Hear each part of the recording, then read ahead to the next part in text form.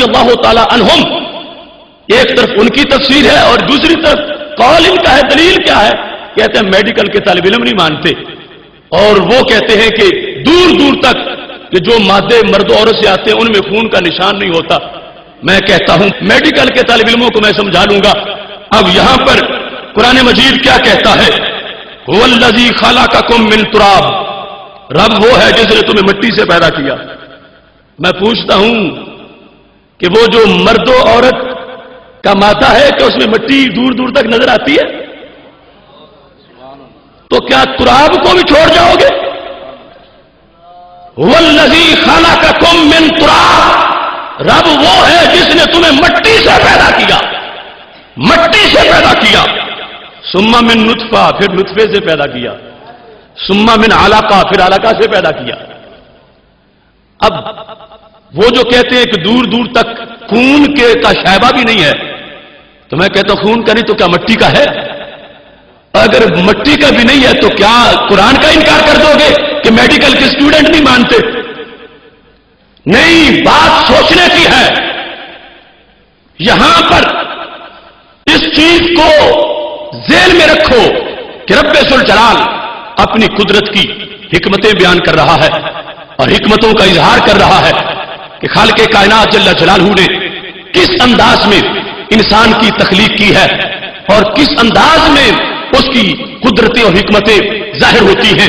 ان ساری چیزوں کو سامنے رکھ کے سوچو گے تو پتہ چلے گا کہ قرآن مجید برہان رشید میں لطافت کتنی ہے اور رب ذوالجلال کے کلام کے اندر لذت کتنی موجود ہے.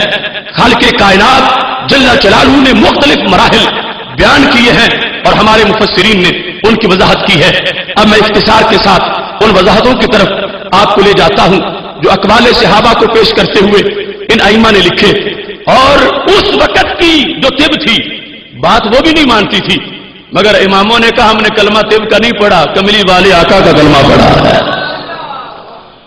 طب کو سمجھنا پڑے گا، وہ ادھر آئے گی اور فیصلہ وہ ہے جو رب کا فرمان، جو رسول اللہ صلی اللہ علیہ وسلم کا فرمان ہے.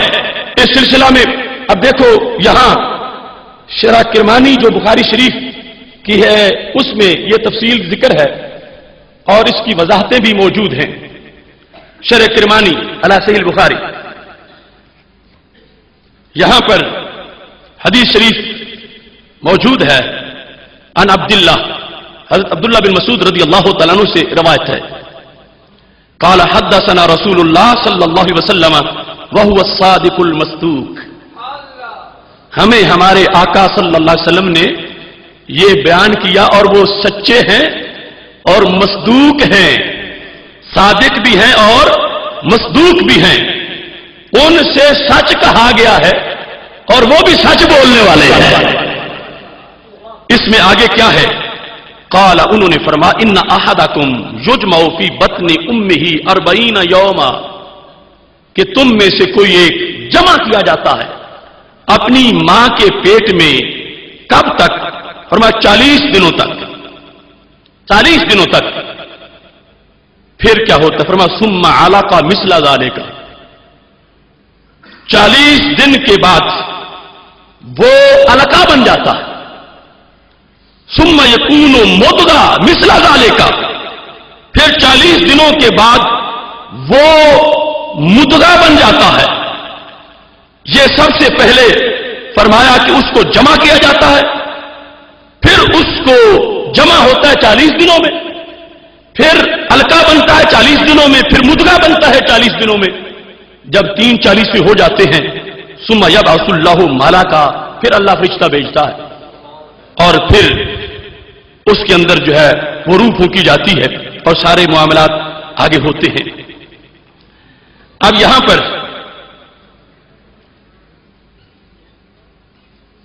انہوں نے لکھا، یہ امام کرمانی ہے. امام کرمانی لکھتے کیا ہیں؟ کہتے ہیں قالت طب، طب نے کہا، طبیبوں نے کہا. آج یہ 15ویں صدی میں میڈیکل کے اسٹوڈنٹ سے ڈر گیا ہے.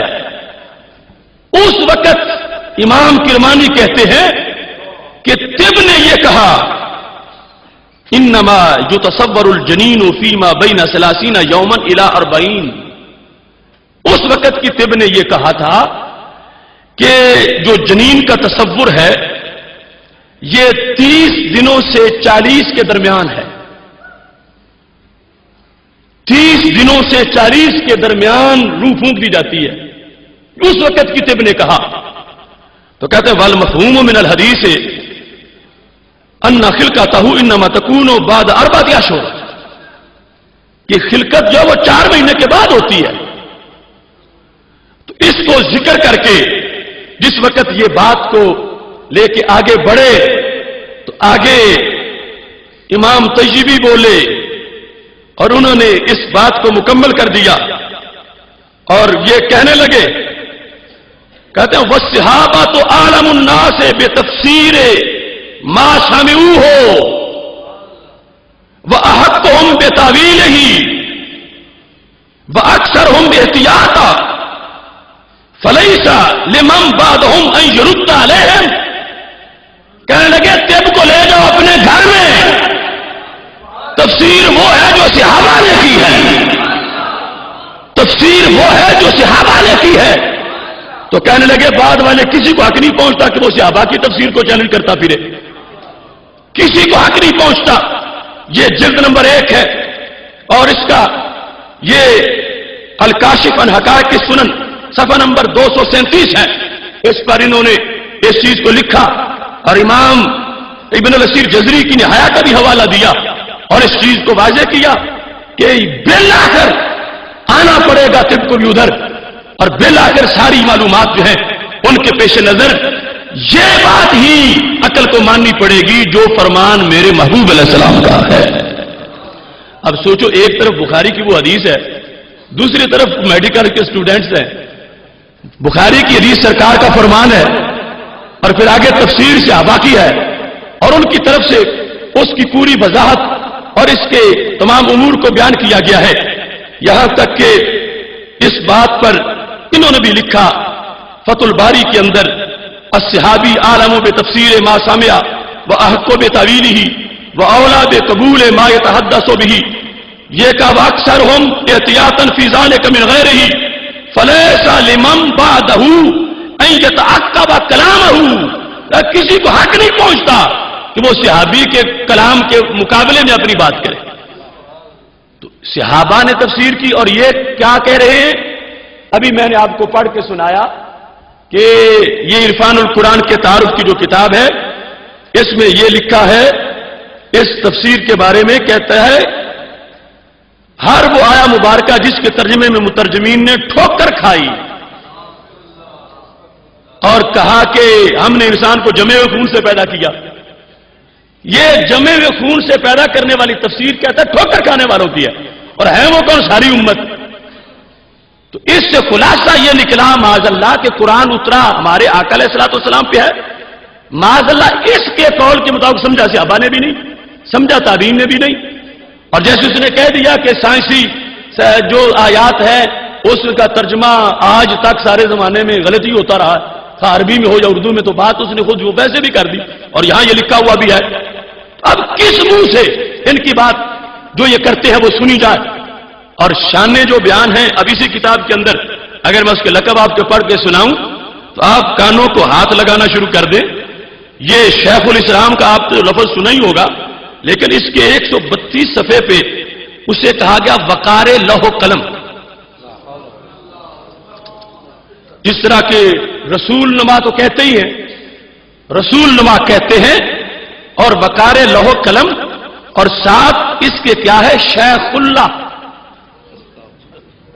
شیخ اللہ 132 صفحے پر یہ القاب اس کتاب کے اندر موجود ہیں. اب آگے کتنا سفر باقی رہ گیا ہے مرزا قادیانی تک؟ خدا بچائے خدا بچائے خدا بچائے اس کو.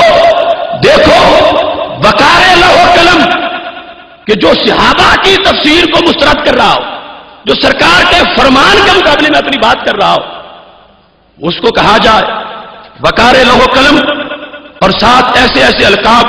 اور شیخ اللہ، شیخ الاسلام سے اگلا مرتبہ جو ہے اس کا بھی ذکر کیا جائے. یہ 132 صفحے پر میں آپ کو وہ دکھاتا ہوں تاکہ کسی کو شک نہ رہے کہ اپنی طرف سے کچھ کہہ دیا ہے، ہم جو کہہ رہے ہیں اس کے ذمہ دار ہیں اور اس کو ثابت کر رہے ہیں کہ کتنی بڑی غلطیاں ہو رہی ہیں۔ یہ وہ صفحہ سامنے ہے جس پر یہ القاب لکھے ہوئے ہیں، صفحہ نمبر 132 کے ساتھ اس انداز میں ہم نمائندہ رسول ابو حنیفہ ثانی غوث و مجتہد دوراں مفسر قرآن محدث اعظم شیخ اللہ اس طرح کے القاب، اور صورتحال وہ ہے کہ ادھر میڈیکل کا اسٹوڈنٹ ناراض ہوا ہے تو صحابہ کے قول کو چھوڑ دیا۔ سید عالم نور مجسم شفیع معظم صلی اللہ علیہ وسلم کی شریعت سے معاذ اللہ مذاق کیا جا رہا ہے۔ اب یہاں پر جو صادق و مصدوق کے الفاظ ان کو ذکر کیا، اس کی وجہ بھی ہمارے ائمہ نے بیان کی ہے کہ سرکار دو عالم صلی اللہ علیہ وسلم کی حدیث کو بیان کرتے ہوئے یہاں پر صادق و مصدوق کے لفظ حضرت عبداللہ بن مسعود رضی اللہ تعالیٰ عنہ نے کیوں بولے ہیں، یہ فتح الباری کے اندر لکھا ہے، جلد نمبر 14 صفحہ نمبر 585 ہے۔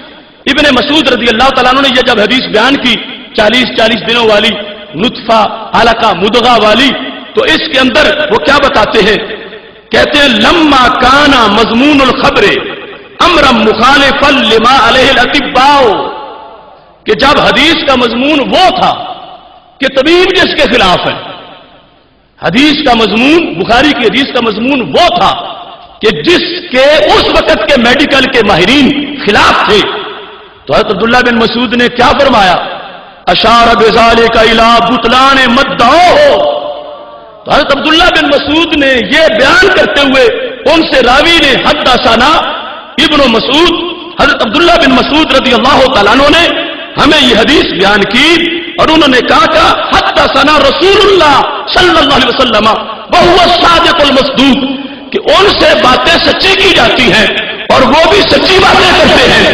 یہ جملہ اس حدیث میں سرکار کے نام کے بعد ایڈ کیوں کیا ابن مسعود نے، تو یہ بخاری کے شارحین اس لیے کہتے ہیں کہا کہ چونکہ جو بات ہو رہی تھی وہ طبیبوں کے خلاف تھی، طبیب جو رائے پیش کرتے تھے اس کے خلاف بات تھی، تو انہوں نے ابن مسعود نے کہا جو کہتے ہیں وہ کہتے پھرے، ہم نے وہ ماننا ہے جو محبوب نے منوایا ہے۔ اس واسطے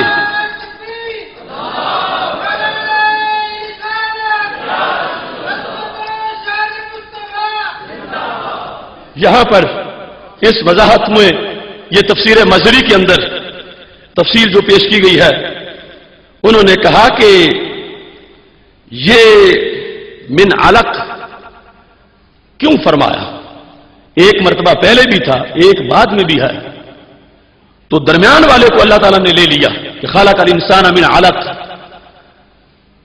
اس پر بحث کرتے ہوئے وہ کہتے ہیں ایک تو آیات کا جو اختتام تھا اس کا بھی لحاظ تھا، اقرأ بسم ربک الذی خلق خلق الانسان من علق، تو یہ جو وقف ہے اس کا بھی لحاظ تھا۔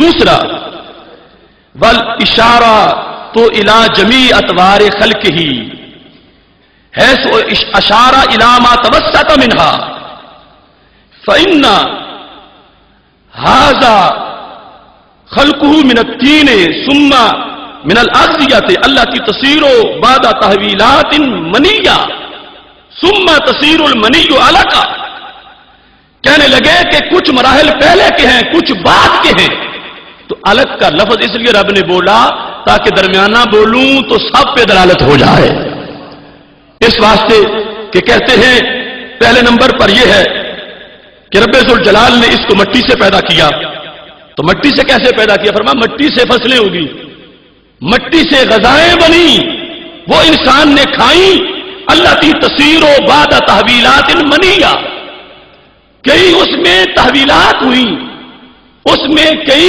عمل ہوئے، تو پھر وہ جو کچھ مٹی سے کھایا تھا، فروٹ کھایا تھا، اناج کھایا تھا، وہ بندے کے بدن میں منی کی شکل میں اکٹھا ہو گیا۔ مٹی سے پیدا کرنے کا مطلب کیا ہے کہ وہ غذائیں کھاتا ہے انسان، تو آگے منی بنتی ہے اور پھر ثم تصیر المنی علقہ، اور پھر منی خون بن جاتی ہے، پھر علقہ مدغہ بن جاتا ہے۔ تو اس بنیاد پر انہوں نے واضح طور پر اس چیز کو لکھا کہ یہ